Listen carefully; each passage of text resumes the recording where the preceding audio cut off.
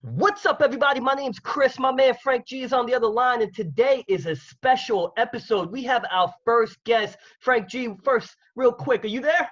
Yes, sir. What's going on, baby? That's my boy. Let's give an open arms welcome to our first guest, Ankit Bhasin. How are you, my friend? Oh, doing well. Thanks for having me on the show, guys. Of course. On this episode, we're very excited to have you. Of course, we're going to put the timer on for 20 minutes. When that timer ticks off and the alarm goes off, we're going to sign out. We're all drinking our wine. I got my Sauvignon Blanc. What you got, Ankit? Me, I got a Riesling here. Okay, that sounds lame. Frank G, what you got? You know what? I decided to mix up a little margarita tonight. So Margaritaville, take me there. All Yes, right, sir. all right. This episode, we're going to get into the stock market. We're going to get in today's current economic climate and how we can provide value to, of course, the audience, best practices and strategies to invest. Ankit has showed me a lot, essentially my financial advisor who lost me some money, but no worries. It's easy to put the blame on someone else. I love it. I like this guy. I like Frank. Yeah, I bet. Well, it's funny. You guys somewhat know each other because Frank G is, of course, my BFF. And he got me my Ferragamo wallet because he works at Ferragamo, in which Ankit declared as fake.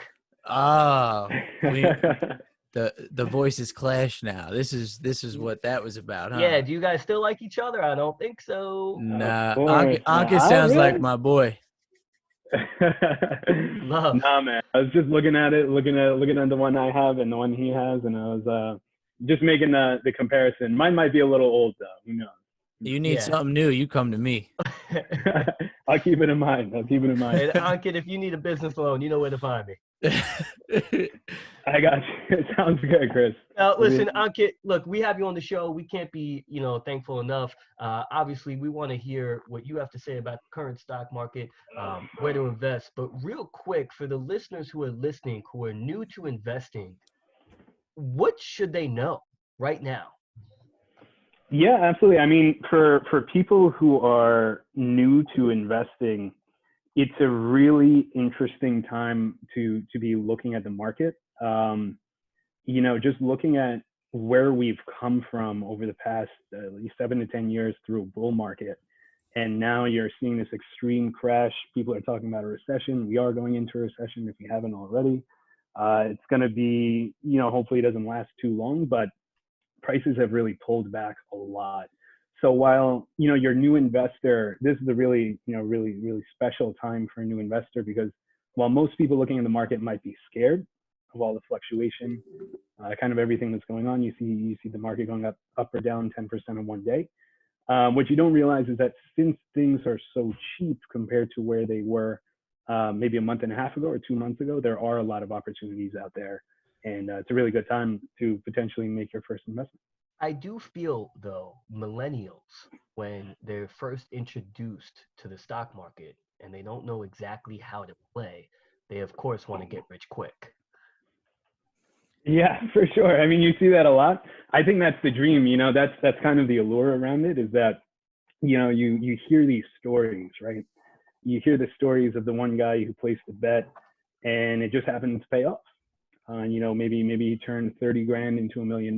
But at the same time, what they usually don't tell you is the other side of that story. There's always a backstory where that person might have blown up their account 4 or 5 times, been broke, and they're usually the people who end up with those big purses, with those big pots like that. They're a little bit more on the gambling side. They're not really investing. They're what's called speculating, or just taking very, very high risk bets. So to my understanding, and, to be honest, I may be as ignorant as one can get with respect to the stock market. So anything I say, feel free to call out my bullshit if it's a question or whatever. Bullshit. But, I would, in my thoughts, it's really a long run process, investing.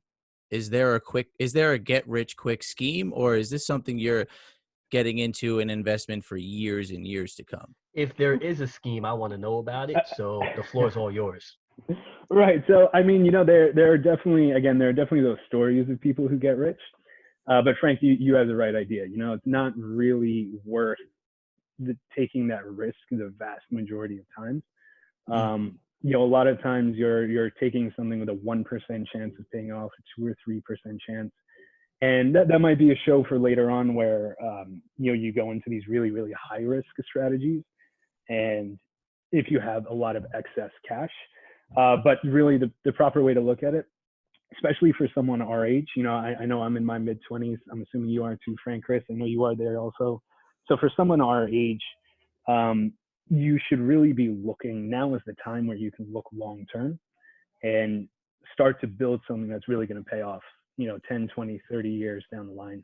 But now, Ankit, I feel like it's so blatantly obvious, what's a good buy and what's not a good buy if you're patient and you're not desperate for the capital, right? If I put my money in Microsoft, I feel like I'm guaranteed it's going to increase in 5, 10, 15 years.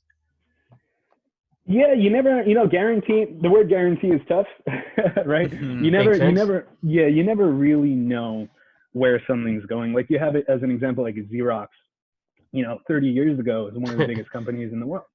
And then you have the fax machine just went out the window the moment, email came and development of smartphones and things like that, and just computers overall. So while one thing might be really great today, and for the foreseeable future, for the next few years, investing is really something where you want to take a buy, people say buy and hold. The way I look at it is more buy and homework, right? Like every now and then you kind of want to take a step back, look at what you really own, and kind of decide from there, where do I think this is going to be going in the next few years? So stock like Microsoft is great. And I believe that's one of the best choices out there right now. And it will be for the next few years, but 10 years from now, 15 years from now, we have no idea where we might be. So it's important to stay on top of that and just understand where it might be that time. So due to our current situation with the coronavirus pandemic, no one is traveling. Flights are completely at a standstill. There's no international anything.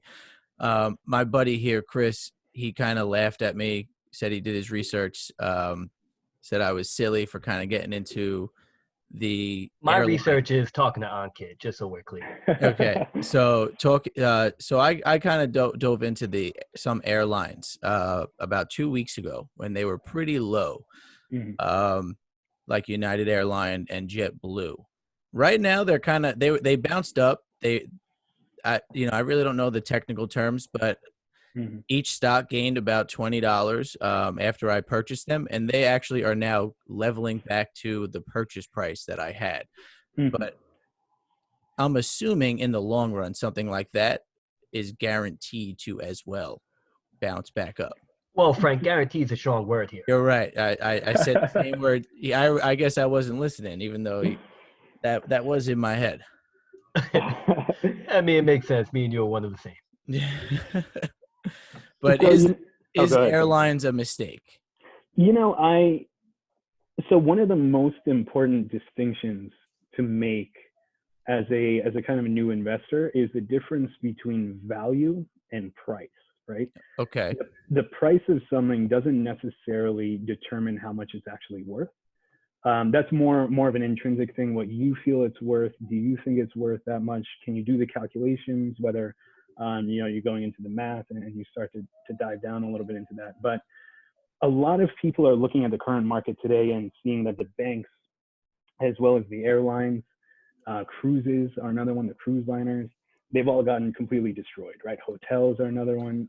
Absolutely, nobody's using them. It's remarkable. I bought Royal Caribbean at like 120, in December-ish. It's currently trading at $22. That's absolutely wild. I sold it at 120, broke even. But geez, I don't know if this is cutting into a question you had already prepared, Ankit, that we had just asked. But when you want to sell a stock because it is falling like that drastically, is the business or the company, do they have to buy it back? Can you sell it no matter what, or can you be stuck with that? That's actually a great question, especially for a lot of the new investors that are probably going to be listening to this. So that term is liquidity, is the name of that term. And part of the reason why people love investing in the stock market is because of how liquid it is, meaning how easy it is to sell it to someone else. Okay.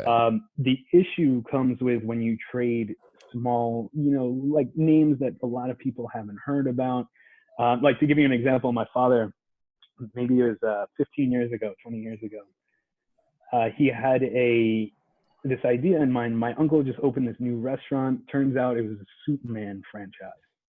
And so my father takes, upwards of $60,000, and he says, hey, this is going to be the new thing. I'm going to plow all this money into Superman. Now, he thought that he would unload Superman after it goes up $1 or $2, right? Which would have been like 100% gain. The stock was only trading at $2, $3 a share at that time. What ended up happening is that even after it went up, there weren't enough buyers on the other side because no one really knew much about the stock. There weren't enough buyers that he could actually unload it at that price.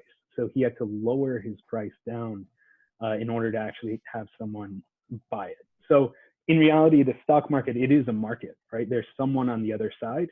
It might be the company itself, but there is someone on the other side that is buying your shares. Someone who is hungry for like a low buy, or, a potential low buy, which is a risk that the company will bounce back and make money. Yeah, you never know why someone else is really buying or selling a stock. That's one of the difficult parts about the market, right? Is that you really have to rely on you have to be confident in your actions and know and kind of know what you're doing, and not because you have no access to know why the other person is buying it. The other person, you never know, they could be, it could be the company itself. It could be they have a personal stake. They, if you just happen to drink a new drink, let's say Mountain Dew, and you never tried it before, you might say, oh, this is really great. I'm going to go buy Pepsi, without realizing that Pepsi stock right now is very high or very low. So you never really know why the other person is buying or selling. You really have to rely on yourself to now, Ankit, I got this question, right? I mean, look, majority of Americans technically don't have a savings, right? I think the average American has a savings of like 5-7 grand or whatever it is. Oof. And you're talking significantly less, most likely in our age demographic, the 22 to 35-year-old, right? Especially with student loans and rent and et cetera. If someone has, pretty much what I'm saying is, if you don't have that much money and you're talking about hundreds to invest, is it even worth investing? Because the compound of the capital gains is really pennies to the dollar. Yeah, yes and no. What I would say is, it's absolutely worth investing. 100%. It's something where the longer amount of time you're in the market, the better it's going to be for you. But more than that, the reason why investing, even if you only have a small amount, is worthwhile is because you're also learning. Typically, people who have smaller accounts, they're relatively newer to the market, right? So it's a way to learn about the market without risking too much money. You learn slowly, you build up that portfolio over time. You could have the satisfaction of seeing it go up over time without risking so much. The one drawback is what's called diversification, which is that you can't spread that money into so many different sectors of the market. And there are other ways to do that, which we can go into a bit. Meaning, if you have $1,000 to bet and invest, you're gonna put 500 in Facebook, 500 in Microsoft. They're both like $150 a share. You can't really diversify there. Yeah. Now imagine if by any chance the government comes out and says all tech companies, we're going to tax them now at 80%. That would never happen, but imagine they did, right? All of a sudden, Facebook and Microsoft and Amazon and Google and all these other companies that are levered to tech or that focus on tech, they would all get completely. Oh, gotcha. So when you mean diversify, you mean in telecommunications, tech, real estate. Exactly. You want to be in many different industries, right? You want utilities, you want transportation, Gotcha. you want hotels, you want real estate, you want airlines. Those are a lot of those are the ones which you don't want to be in right now.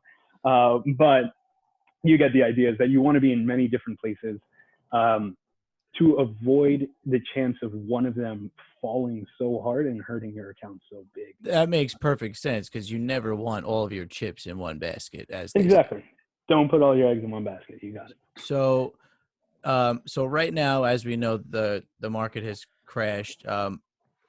Who is buying right now as the market has crashed? Should everyone be looking into it, or do you need money that you could technically not miss if it's gone still? Yeah, it's a good question. I think that the first thing is that if you're investing in the market, there's a few things you should do before that, right? Like if you have really high interest debt, a lot of credit card debt, try to take care of that first. Because while you might make some great gains in the market, 30, 40, 50% here and there, that credit card interest, 20, whatever, 22, upwards of 20% is guaranteed. You are for sure going to get charged that if you hold that. Yep. Mark Cuban says that one. Exactly. So try and, there's a couple of things you want to do before you get into the market. One of them would be like wipe out your high interest debt. The other one, maybe put aside a little nest, a little bit of savings in case there's some sort of disaster or some sort of situation you can't handle. But once you have those two set up, once you have, let's say, $1,000, $2,000 on the side, you have all your high interest debt paid off, it's a great time to start looking at the market, especially right now when prices are reduced on great stuff. So I think a lot of Americans, at least, are about to receive a stimulus check. I don't know exactly if this is 100% when it will happen. Are people is it smart to, if you don't have bills, to maybe get into the game right then because you're getting maybe a $1,200 check, or is that silly? Yeah, I mean, I think that's person to person, right? Yeah. If you have a family of 4 and you got to feed your kids, Getting the more groceries important. is first. Yeah, it's really going to depend from person to person as for what you do with the money. Okay. Honestly, though, I would bet that if a person gets that and has no debt and they don't invest it and spend it on shoes or whatever, or vacation, they're probably middle or lower class. Yeah, Majority. I would say that's actually a relatively safe assumption, that you normally see the lower, people who don't make as much, they tend to spend their money a lot faster. They don't have the same savings rate as people who understand how to grow your wealth. Those are really the type of people who they might put a portion of that aside, they'll spend the rest. The real reason for the government stimulus is to actually try and get people to spend as much as they can so that businesses can keep their employees. And, that makes sense. Yeah. So really, right now, the government does want you to spend as much as you can. But if you have extra on the side, I mean, it is a good time. Yeah. I mean, I'm certainly trying to get way more of knowledge into the stock market because I don't want to jump blindly in there. But I certainly have money set to the side that I do want to put into it. I mean, it just seems like an excellent opportunity right now as I'm looking at some prices or market of like successful businesses as of a month ago that are, I don't know, 30% discounted. Yeah. It seems like a crazy time. But I'm wondering, as businesses have closed during this pandemic, is it anywhere possible that the market would shut down? No, not at all. No, the markets have. Technically, the markets have shut down twice in the past month. No. So I was going to say the markets have something called circuit breakers, where what they're designed to do is, if let's say one day you wake up, and actually this happened a couple of weeks ago. One day you wake up and there's a pandemic, right? And it hit the U.S. and things are going crazy. What you're likely to experience, and the same thing you experienced in 9/11, you experienced it in the Great Depression, World War II, the beginning of World War II. see the major sell-off of everyone trying to get their money out of the market because they're worried that we're going to go into a recession. They're worried that things are really going to fall apart. So these circuit breakers are there so that once the stocks fall to a certain percentage, they basically shut off the market for 15 minutes. And they shut it off for 15 minutes in order to say, hey, look, it's not the end of the world, keep your cool. And then if it falls again, once they reopen the market, then they shut it off for a few hours, I believe. And if it falls even further, which I think is like 22%, my numbers could be off there, but I think it's like 22 or 21% on a single day, then it would be closed for the rest of the day. So what I wonder is how many people are selling off because they're truly fearful, knowing that it's a long-term investment, or how many people are using the strategy to quickly sell and buy lower?